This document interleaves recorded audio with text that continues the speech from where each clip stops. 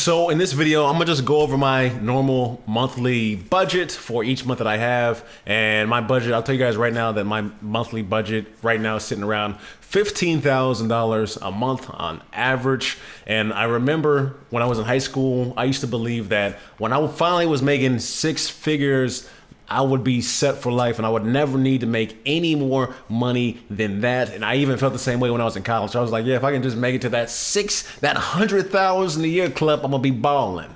I'm gonna have all the money I could ever need. I'll be going on vacation 2-3 times a year. I'll have a new car. I have a nice new house. I'll be able to, support a family as long as I can make it to that six-figure club. And then when I finally did start making six figures, I was like, man, I'm making six figures and I can't believe I'm broke. I'm like, I can't believe I don't have enough money. Even when I was making $10,000 a month, I was still broke. And finally, at this point of like $15K a month, this is finally like the first point in my life where I'm not just dead broke all of the time. And for me, I'm just like a normal, I can't even say normal. I'm like quite financially irresponsible. I'm not too tight with my money or too frugal. I just like to live extremely comfortably. So this budget that I have right now is for me to live extremely comfortably, for me to live extremely stress-free, and to really, kind of just be happy every single day and not have to worry about finances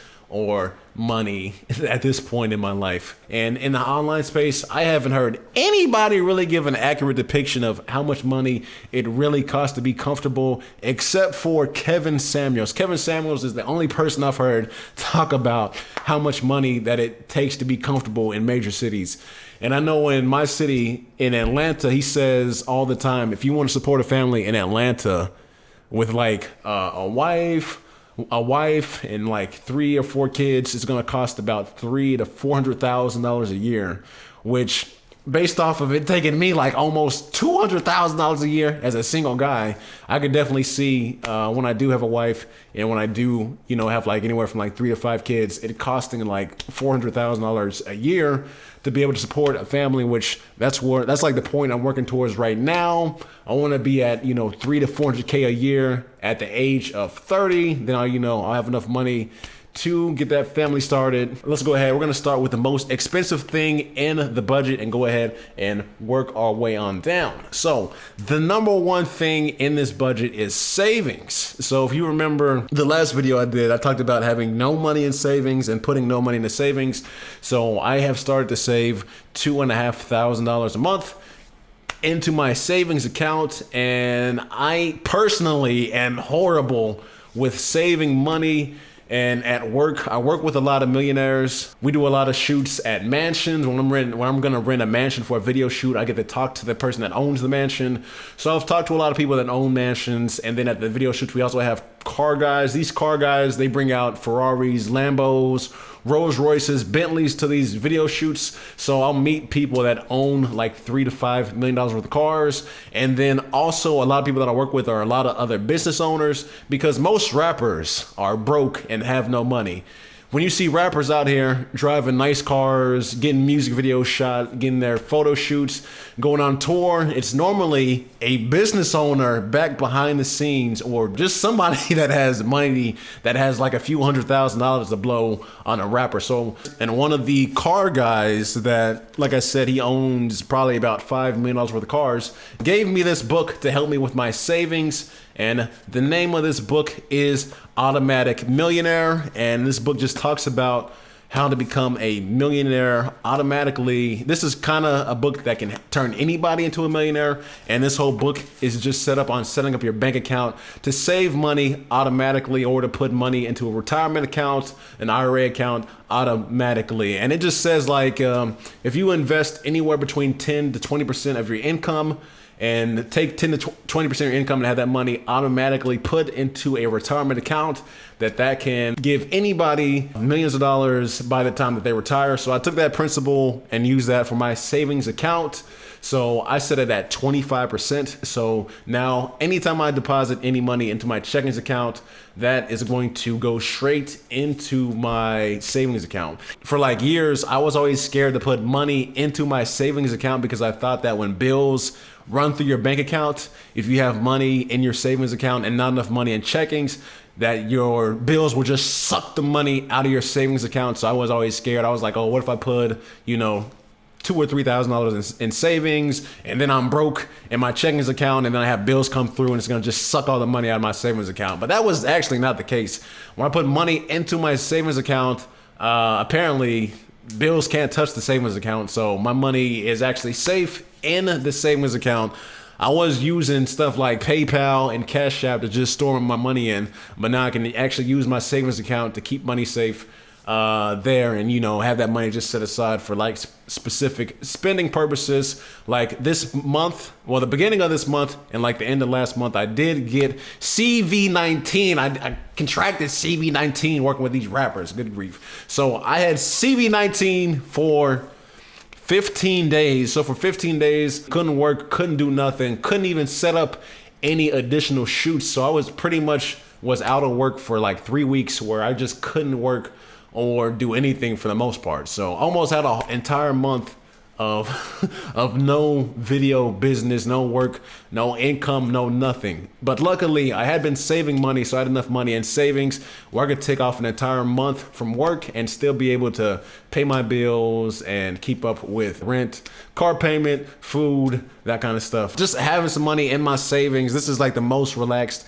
and most comfortable I have been in my whole life financially, just having some money set aside. So, if stuff goes bad at work or anything happens, I do have money just sitting aside. So I really don't have to worry about anything. Number 2 on my list, my American Express card. It's taken me like $50,000 to pay off this American Express card that I ran up. So I'll be paying that for a while. Taxes, about $1,800 a month. My taxes are like in the low 20,000s a year for taxes. My rent is $1,660 a month right now. Last year my rent was $1,320 a month, and I have like the exact same place. But what happened was a tree fell on my house, and while the house was getting repaired, the landlord told me not to worry about rent. He was like, I'll just have you guys pay rent when the house gets fixed. So I went about 4 months without having to pay any rent. And then after 4 months, I owed about $5,000 extra on my rent. So he just pretty much divided $5,000 over 12 months for my like new lease for my rent this year. So that like increased my rent like $350 a month. So that boosted my rent up to almost $1,700 a month. Okay, and then I got equipment rentals. So for work, I pretty much don't want to have to spend any money on these movie cameras, because I like to shoot on these $30,000, $40,000 cameras at work. So those cost me about $1,500 to $2,000 a month to rent out every single month. Instagram ads, I spend about $1,200 a month on my Instagram ads, just because I always like to have new business and new clientele coming in. And I have landed some pretty big work from doing Instagram ads. I had landed a job with like Rock Nation, Def Jams, Nickelodeon, and like WWE, and like a list of a whole lot of other people, just because I'm always running advertisement on Instagram. Now, the next 2 items on the list is $800 a month for food. I do not like to cook food at all, and my cooking sucks. So when I actually do go to the grocery store and grab some food, it just sucks. The food just sucks. I cooked a few days ago. I made some chicken pasta, and it tastes extremely mediocre. I just prefer to just grab food at a restaurant. I love to eat Indian food. I love Chipotle, Panda Express, getting the teriyaki chicken. So eating out for me is just like more convenient for my lifestyle currently. So that's why food is so high right now. Dates right now, $600 a month. I do have a girl that I date right now, and we have a budget for how much money I spend on dates, and that's $600 a month. Doesn't mean I have to spend $600 a month, but at most I try to stay underneath that $600 a month threshold for spending. I had a girlfriend before in the past where I was spending like thousands a month on dates. That's partially why my credit card bill is so high right now, from spending so much money on dates before. So right now I just keep that capped at $600 a month. We can still go on like 1 or 2 fun dates a week without having to blow the bank. Next, car payment, $560. I do need to get that car refinanced at some point so I can get the car payment lower. $500 for miscellaneous or just waste. I am an impulse buyer. I think just putting that in the budget gives me like permission to like spend some money just impulse wise, but not go crazy. So I capped that at $500 a month. That could be anything from like books. I do buy a lot of books. I also buy like games like PlayStation 5 games. I might go to the mall and buy like some sweatpants. I love buying sweatpants for some reason. That's like one of my like most expensive things to buy is just sweatpants from like Nike Foot Action, like some good sweatpants easily be like $100. I have a whole like closet full of just like really nice expensive sweatpants because I don't know, I love sweatpants. For some reason, I don't care about shoes. I know a lot of black dudes care a lot about shoes and stuff. I don't care about shoes. I barely care about shirts. For me, it's all about like having some really comfortable pants. I have pants that look like dress pants, but they're secretly sweatpants. So I just like being comfortable all the time. So I always got to have some comfortable pants on. The next two underneath that, subscriptions. I have a lot of subscriptions like YouTube, Google Drive, Netflix, HBO Max, some video software subscriptions that I gotta pay for. Those come out to $300 a month. Underneath that, gas and car insurance, both around $300 a month. And then underneath that is gonna be the gym, my gym memberships. Right now I have 3. I got LA Fitness. I have a bodybuilding gym that I go to. That's about $30 a month. LA Fitness is also about $30 a month. And then I started doing CrossFit recently. CrossFit is quite expensive. I would say that average CrossFit gym is like $200 a month. The CrossFit gym that I go to is $175 a month. So in total, that's like $230, $240 a month just in gym memberships, which sounds excessive, but I love to work out. I cut back on my hair spending. I started to get my hair done like once every 3 weeks, maybe even just one time a month. So that is cheaper than it was before. Tithing about $200 a month. Kajabi. So I have an online course. Kajabi hosts my online course. So Kajabi is a website and you can upload online courses onto there. They handle the email list. They handle hosting the videos. They handle the sales. They're pretty much, if I got a website from anywhere else, I would have to use like 4 or 5 different services to run an online course. But with Kajabi, they pretty much take all those different services and just put it together in one website. So that's like an all-in-one course hosting website right there. And then at the bottom is Sprint. Now Sprint, I used to pay $300 a month on my Sprint bill, but recently I was able to get that down to $120 a month. I was actually happy about this. But Sprint, those like money sucking vultures, charged me like around $1,200 to lower my phone bill. I had to pay off 2 separate phones and I had to pay off like a negative balance on the account. It was a lot of money for them to like actually lower this bill for me. And then I used to have furniture payments, but I did pay off all my furniture. That was like $200 a month before. Like I said, this is currently just my like budget for me to like live comfortably right now. This is actually missing a lot of things on this list because there's things I wish I still had right now. Like I wish I had healthcare, like being a business owner, being self-employed. Like you don't get healthcare provided. You have to take care of that yourself. I wish I had dental. I wish I could go to the dentist. But also, like I said, because I'm self-employed, I don't have healthcare. I don't have dental. And then it would be really cool if when I put money into a retirement account to have a company match that, but I don't get company backing or matching because I'm self-employed. So over the next year, those are things that I want to additionally add on to my like monthly budget is healthcare, dental, and then also starting to fund my retirement account.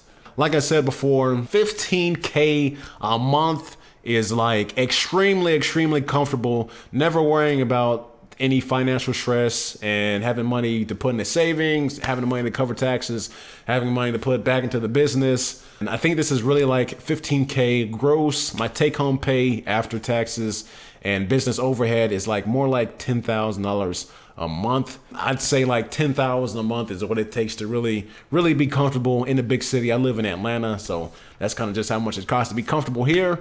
And just finance wise, my like financial goals is I want to cut back on spending and just learn how to live on 20% of my income. That way I can have 80% of my income for investments. And aside from that, I also want for my income to go up at least 20% a year from right now until I retire. If I can get my income to go up 20% a year, I'll have no problem pretty much crushing and destroying all my, financial and career goals. And that is the current state of my budget right now. So hopefully, if I keep working hard, I can, raise the budget up next year to maybe like 20 to 25K a month, which is the goal for next year, is to get my income up a little bit higher. Like I said, to get it up like at least 20% more, if not 50% more. So if you haven't subscribed, go ahead and subscribe to the channel if you want to.